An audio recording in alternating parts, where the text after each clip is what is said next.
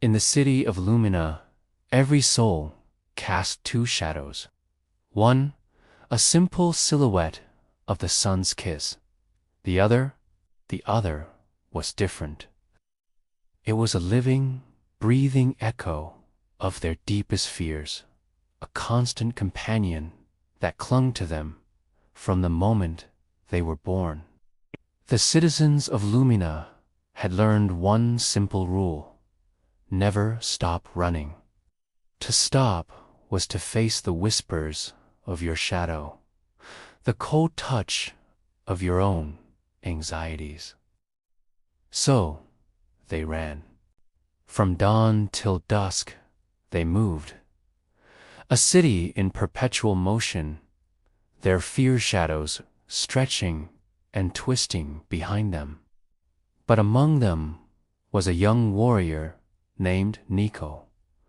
Unlike the others, Niko wasn't just running from his shadow, he was training. His feet didn't just pound the cobblestones, they learned them. His breath wasn't just ragged, it was controlled. Every day, he felt his shadow at his heels, a cold presence that whispered of his failures, his doubts, the scars on his soul that no one else could see. It reminded him of the sparring match he lost, the time his courage failed him, the loved one he couldn't protect. The shadow was a historian of his pain, and he was its unwilling student.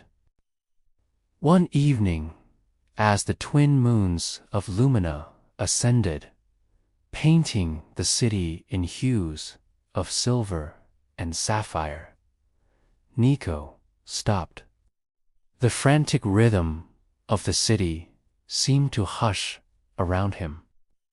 The collective gasp of those who saw him was a ripple in the night. He was in the center of the grand plaza, the polished stones reflecting the starlight. He stood still, his chest heaving, not from exhaustion, but from a decision that had been forging in his heart for years. He turned. There it was, his shadow. It was taller than he remembered, its edges sharp and menacing. It wasn't just a dark shape. It was a distorted mirror of himself. Where he had scars, it had gaping, shadowy wounds. Its formless face seemed to twist into a sneer. It was everything he despised about himself, everything he ran from. People watched from alleys and windows, their own shadows trembling behind them. No one had ever done this. To face your shadow was madness, a surrender to despair. Niko raised his sword, its steel gleaming under the moonlight.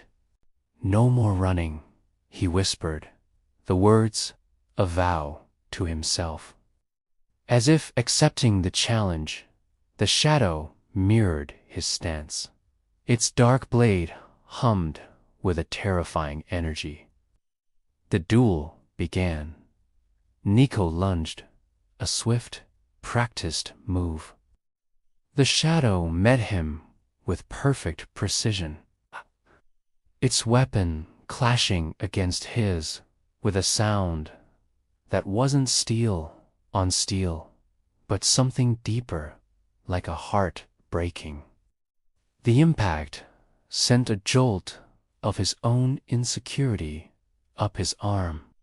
They moved across the plaza, a deadly dance of light and darkness. Every parry, every thrust from the shadow was not just a physical attack, but a mental one. With each clash of their swords, a memory flooded Niko's mind.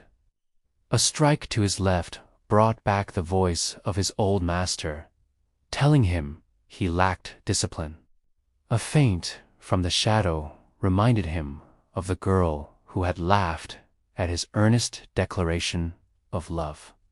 A powerful overhead swing made him feel the helplessness he'd felt as a child, small and afraid in the dark. The shadow was a relentless opponent. It knew his every weakness because they were its weaknesses. It anticipated his moves because they were born from the same mind. Niko fought with all his training, all his strength, but he was tiring. The shadow, however, seemed to grow stronger with every doubt it dredged up. It pressed its advantage, its dark blade getting closer and closer to his skin. He stumbled, falling to one knee. The shadow loomed over him, its blade poised at his throat. "You see?"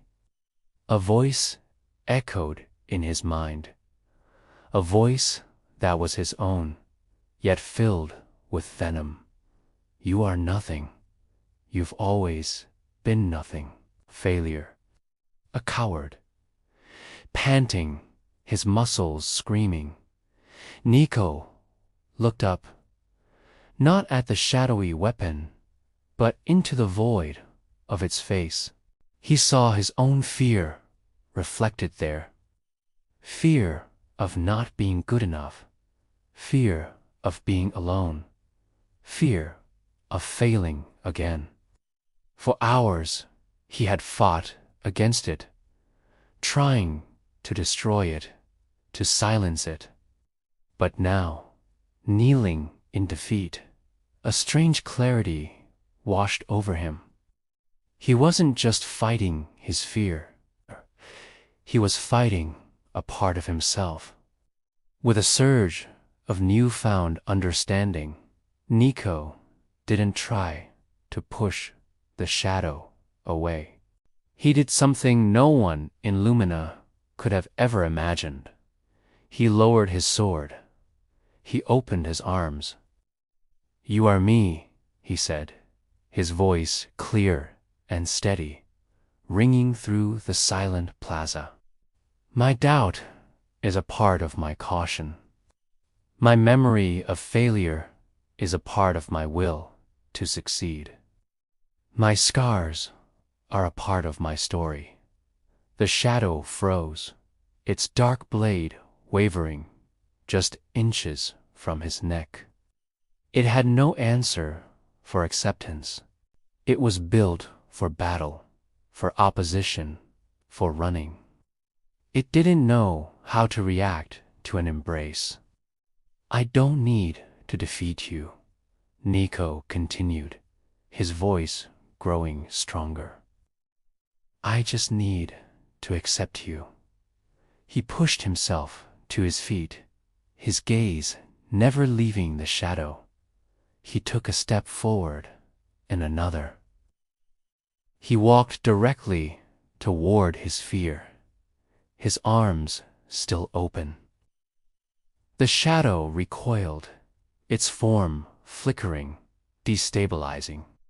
It had been fed by his resistance for so long, and now its fuel was gone. As Niko reached it, he didn't flinch. He walked right into the heart of the darkness. For a moment, there was an explosion of silent energy. The crowd gasped. The darkness enveloped him completely. Then, just as quickly, it imploded. It didn't vanish. It flowed asterisk into asterisk him. When the light settled, Niko stood alone in the center of the plaza. He felt whole. The cold spot on his back was gone. The whispering voice in his mind was silent. He felt the weight of his old failures, but they were no longer a burden. They were foundations. He felt his doubts, but they were no longer chains. They were guardrails. He looked down at his hands. He felt stronger, lighter. He was still Niko, but he was more than he had been before. From that day forward, Niko cast only one shadow. He walked through Lumina, not with the frantic energy of the runners, but with the calm, measured pace of a man at peace with himself. He no longer ran from the darkness within, because he had learned the greatest secret of all. Your shadow is not your enemy to be defeated, but a part of you to be understood. The only battle you must ever truly win is the one against yourself. And victory isn't destruction, it's integration. He had won his war, not by the sword, but by opening his arms. Thank you so much for watching. If this story resonated with you, consider subscribing and hitting that like button. It helps us share more tales like this with the world. Until next time, be kind to yourself.